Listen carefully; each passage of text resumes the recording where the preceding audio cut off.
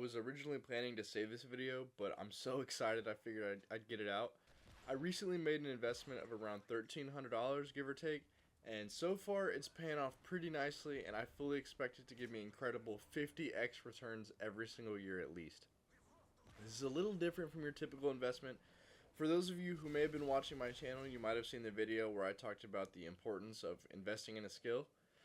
Well, I put my money where my mouth is and decided to get my real estate license. And from what I've gathered, this seems like an incredible job that'll pay pretty well, so stick around because you might gain a new career idea from this.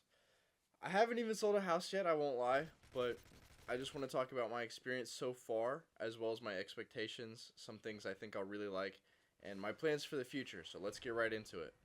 So I've wanted to get my real estate license for honestly a really long time now. I'd assume at least 8 years or so. It goes back to when I was a kid and watching Graham Stephan. The two main things that made me want to get into it were mostly the uncapped earning potential, so basically just money, and the freedom and flexibility. I won't lie, that's all I cared about or even knew about up until a few months ago. And a few months ago, I decided to actually take the dive because honestly, I just need something else. The 20K a year I make from my job right now is not going to cut it. But after I talked to a broker and some other real estate agents, I realized just how much I might enjoy it. Honestly, I think I was born for this.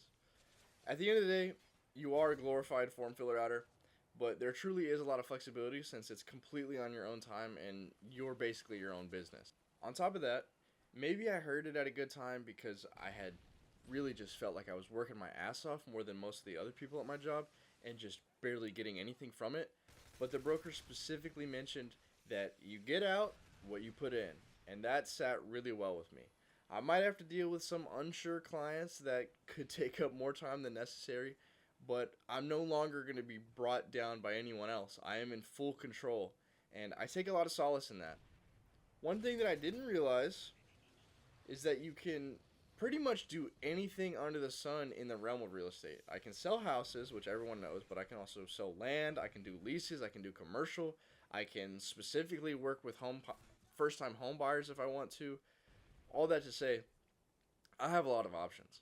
And after some time, I can find something I really enjoy, which will not only make the job a lot easier, but I can actually hone in on that and just become exceptional at it and then make even more money. There's that whole Bruce Lee quote where he says, "I fear the man who has practiced one kick at 10,000 times." Once I find what I really like, I can become extremely efficient. One of my teachers actually told a story about this kid who basically did that. Every single deal was the exact same, and he was making money like clockwork. He got so good that he basically just became complacent.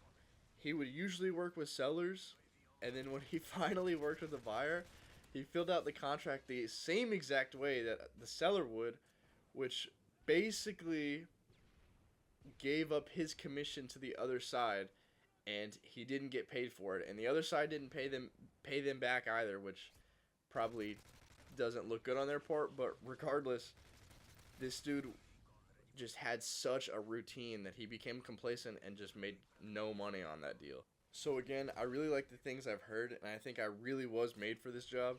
I've even had some people tell me the same thing, so that makes me feel even better. But what are my expectations? Well, to be completely transparent, I was talking to my broker, and she said that I could expect to make 90 grand in my first year. That blew my mind. It still blows my mind. That's adult money, and a pretty good chunk at that. My first year, too? That's crazy. One thing that makes real estate so difficult and supposedly causes 9 out of 10 agents to quit by their fourth year is the learning curve. You don't know anyone, and you don't have a reputation at the start, so it's very hard to get clients.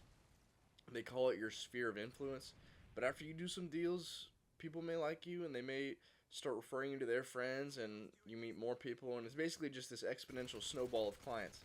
Again, I know this is going to be difficult. Most people quit, and it's all on me, so I'm going to have to really grind, and I could be eating my words in these next couple of months, but I have faith, and I'm really excited. To circle back to the money, though, and kind of give a frame of reference to where my broker got this number, she told me that this other kid that works with her does only leases. That's his bread and butter. Now, leases don't make near as much as selling houses, But the trade off is that it's way more consistent, and one guy in the office sticks to that since he had a son recently. And again, this goes back to the whole flexibility thing, not just when it comes to time, but with leases. He made 60K in his first year. Despite leases making less than homes, or selling homes, he still tripled what I make right now. And that's actually where I got this whole 50x number from. The median salary for agents is around 60K a year, so I triple my income now. But also, if we divide that amount by what I put in, it's a 46x return. The S&P isn't doing that, and if we did the math over years of being an agent, the return is even higher. One thing I'd like to add before we move on is that I'm gonna also get a 1099 because I'm working for myself, and I know that may not sound like a lot, or it may sound like it doesn't matter or whatever, but I'm hyped because that means I'm gonna be getting access to all of my money before it's taxed.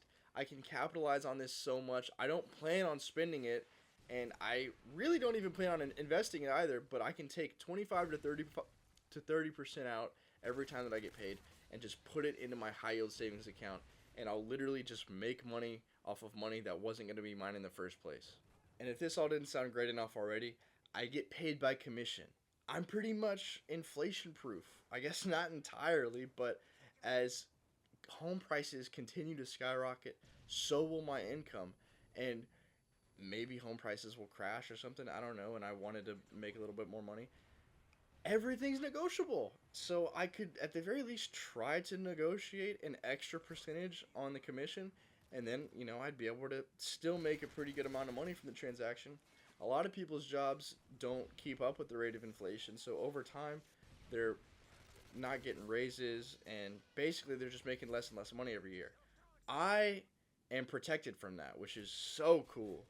So now I'd like to address a potential concern: the housing bubble everyone's been talking about. I've been seeing it all over my YouTube, thumbnails with fire and explosions telling you to sell now because the entire housing market is about to collapse into itself tomorrow. That very well may happen, but you know what? I really don't care. To give you some context, I live in a small-ish town about an hour south of Houston with a population of 28,000 people, or around 28,000 people. There are a lot of plants down here, including a big Dow plant, and honestly, because of that, we're kind of in our own little bubble tucked away from everything else. Literally, they call it the Dow bubble. Even weather will stop. If rain is coming in, it will go around and avoid the plants entirely. I have no idea what the hell they're putting into the air over there.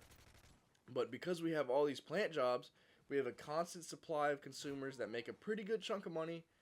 Combine that with the fact that we're a small Texas town, which basically means everything is cheap relative to a lot of other places in the US, and we're really not as affected by all the market cycles and crashes and just overall worries as other places.